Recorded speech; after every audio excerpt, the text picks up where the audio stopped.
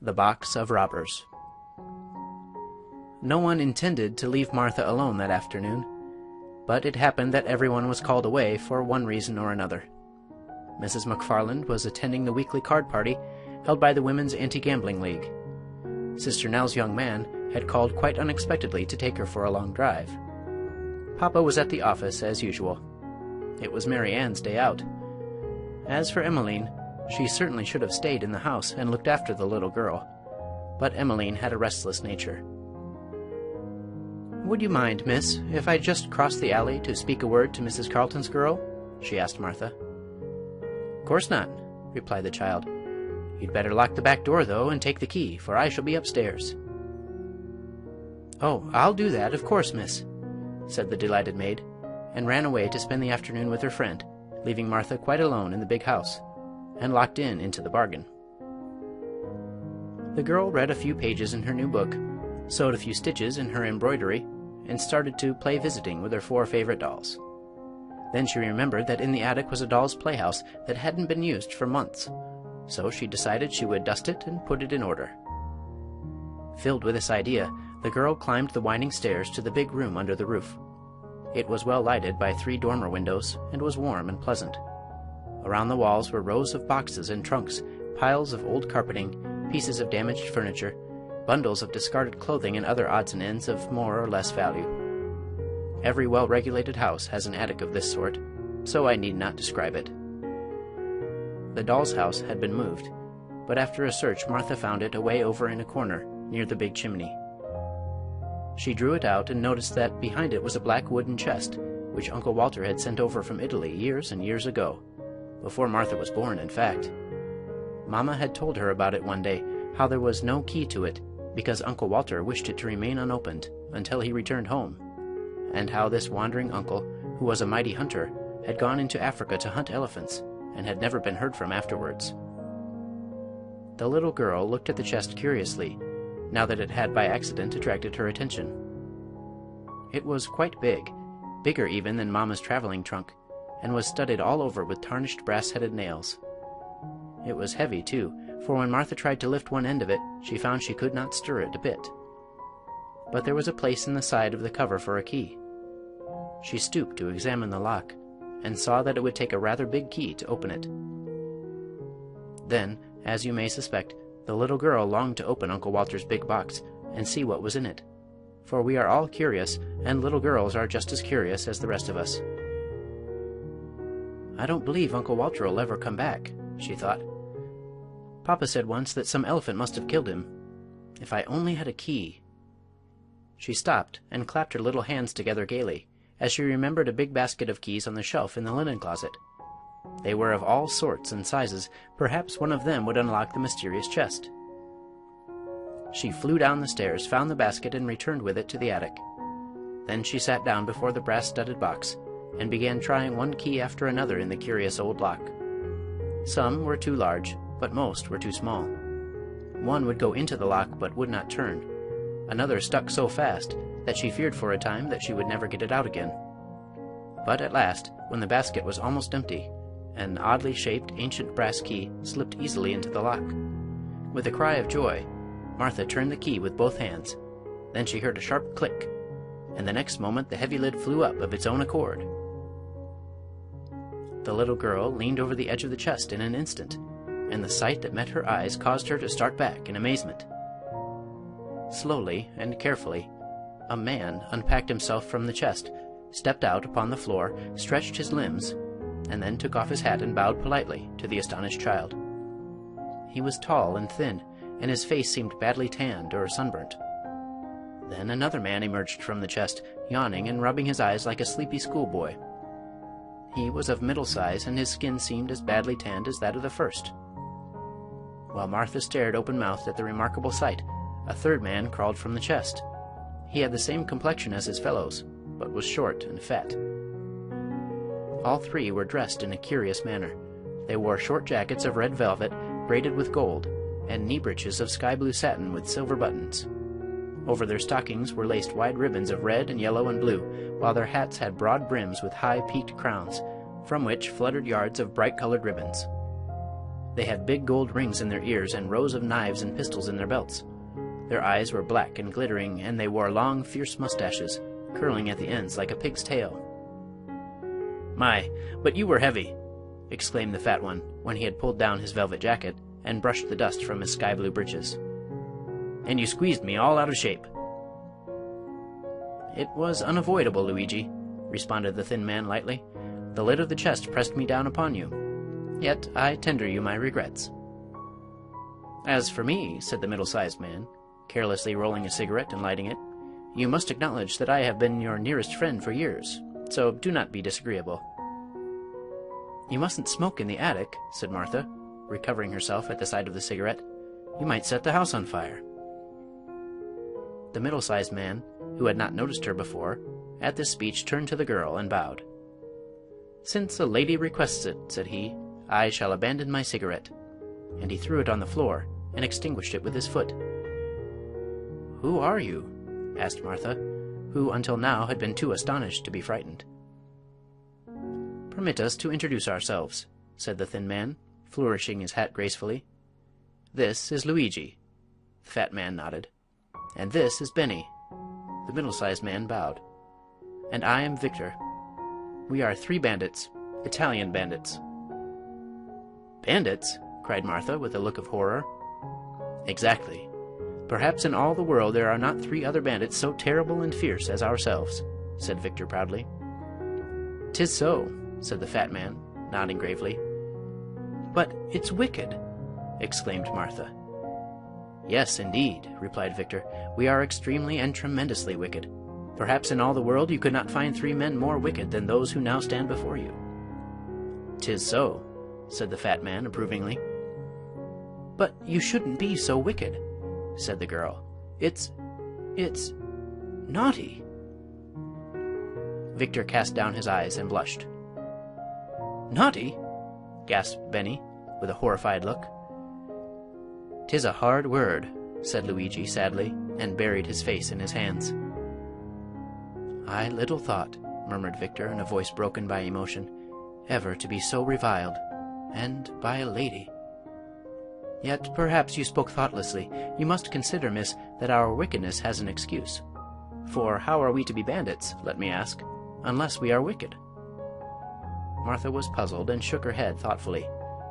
Then she remembered something.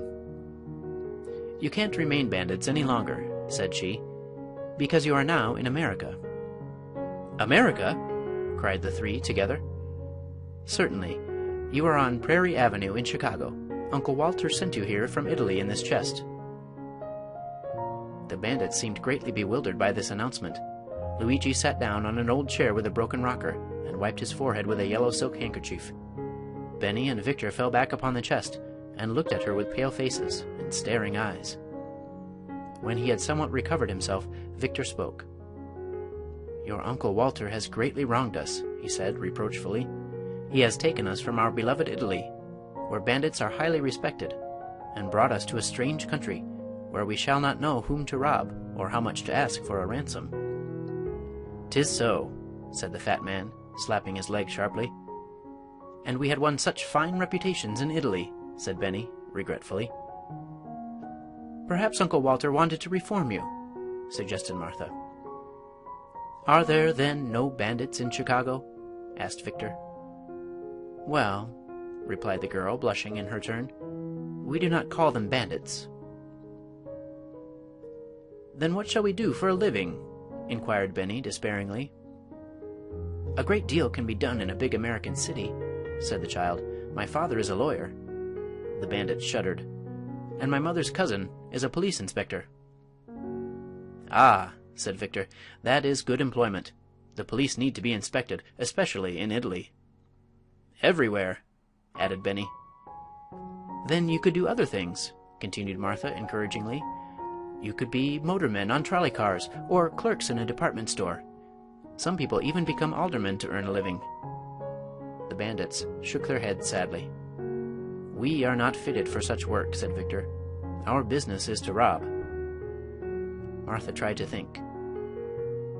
"It is rather hard to get positions in the gas office," she said. "But you might become politicians." "No!" cried Benny with sudden fierceness. "We must not abandon our high calling. Bandits we have always been, and bandits we must remain." "'Tis so," agreed the fat man. "Even in Chicago there must be people to rob," remarked Victor with cheerfulness. Martha was distressed. "I think they have all been robbed," she objected. "Then we can rob the robbers, for we have experience and talent beyond the ordinary," said Benny. Oh dear," moaned the girl. "Why did Uncle Walter ever send you here in this chest?" The bandits became interested. "That is what we should like to know," declared Victor eagerly. "But no one will ever know, for Uncle Walter was lost while hunting elephants in Africa," she continued with conviction. "Then we must accept our fate and rob to the best of our ability," said Victor. "So long as we are faithful to our beloved profession, we need not be ashamed." "'Tis so," cried the fat man. "Brothers, we will begin now. Let us rob the house we are in." "Good!" shouted the others, and sprang to their feet. Benny turned threateningly upon the child. "Remain here," he commanded. "If you stir one step, your blood will be on your own head." Then he added in a gentler voice, "Don't be afraid. That's the way all bandits talk to their captives. But of course we wouldn't hurt a young lady under any circumstances." "Of course not," said Victor. The fat man drew a big knife from his belt and flourished it about his head. "Sblood!" he ejaculated fiercely. "Sbananas!" cried Benny in a terrible voice. "Confusion to our foes!" hissed Victor. And then the three bent themselves nearly double and crept stealthily down the stairway with cocked pistols in their hands and glittering knives between their teeth, leaving Martha trembling with fear and too horrified to even cry for help. How long she remained alone in the attic she never knew, but finally she heard the cat-like tread of the returning bandits and saw them coming up the stairs in single file. All bore heavy loads of plunder in their arms, and Luigi was balancing a mince pie on the top of a pile of her mother's best evening dresses. Victor came next with an armful of bric-a-brac, a brass candelabra, and the parlor clock. Benny had the family Bible, the basket of silverware from the sideboard, a copper kettle, and Papa's fur overcoat. "Oh, joy," said Victor, putting down his load. "It is pleasant to rob once more." "Oh, ecstasy," said Benny, but he let the kettle drop on his toe and immediately began dancing around in anguish, while he muttered queer words in the Italian language. "We have much wealth," continued Victor, holding the mince pie while Luigi added his spoils to the heap, "and all from one house. This America must be a rich place." With a dagger he then cut himself a piece of the pie and handed the remainder to his comrades, whereupon all three sat upon the floor and consumed the pie while Martha looked on sadly. "We should have a cave," remarked Benny, "for we must store our plunder in a safe place. Can you tell us of a secret cave?" he asked Martha. "There's a mammoth cave," she answered, "but it's in Kentucky. You would be obliged to ride on the cars a long time to get there." The three bandits looked thoughtful and munched their pie silently, but the next moment they were startled by the ringing of the electric doorbell, which was heard plainly even in the remote attic. "What's that?" demanded Victor in a hoarse voice, as the three scrambled to their feet with drawn daggers. Martha ran to the window and saw it was only the postman, who had dropped a letter in the box and gone away again. But the incident gave her an idea of how to get rid of her troublesome bandits. So she began wringing her hands as if in great distress, and cried out, "It's the police!" The robbers looked at one another with genuine alarm, and Luigi asked, tremblingly, "Are there many of them?" 112, exclaimed Martha, after pretending to count them. "Then we are lost," declared Benny, "for we could never fight so many and live." "Are they armed?" inquired Victor, who was shivering as if cold. "Oh, yes," said she. "They have guns and swords and pistols and axes and... "And what?" demanded Luigi. "And cannons!" The three wicked ones groaned aloud, and Benny said in a hollow voice, "I hope they will kill us quickly, and not put us to the torture. I have been told these Americans are painted Indians, who are bloodthirsty and terrible." "'Tis so," gasped the fat man with a shudder. Suddenly, Martha turned from the window. "You are my friends, are you not?" she asked. "We are devoted," answered Victor. "We adore you," cried Benny. "We would die for you," added Luigi, thinking he was about to die anyway. "Then I will save you," said the girl. "How?" asked the three, with one voice. "Get back into the chest," she said. "I will then close the lid so they will be unable to find you." They looked around the room in a dazed and irresolute way, but she exclaimed, "You must be quick. They will soon be here to arrest you." Then Luigi sprang into the chest and lay fat upon the bottom. Benny tumbled in next and packed himself in the back side. Victor followed, after pausing to kiss her hand to the girl in a graceful manner. Then Martha ran up to press down the lid, but could not make it catch. "You must squeeze down," she said to them. Luigi groaned. "I am doing my best, miss," said Victor, who was nearest the top, "but although we fitted in very nicely before, the chest now seems rather small for us."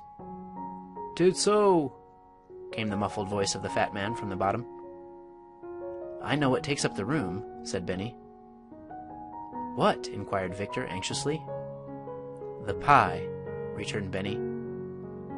"'Tis so," came from the bottom, in faint accents. Then Martha sat upon the lid and pressed it down with all her weight. To her great delight the lock caught, and, springing down, she exerted all her strength and turned the key. This story should teach us not to interfere in matters that do not concern us. For, had Martha refrained from opening Uncle Walter's mysterious chest, she would not have been obliged to carry downstairs all the plunder the robbers had brought into the attic. End of The Box of Robbers. Recording by Matthew Reese, Davenport, Iowa.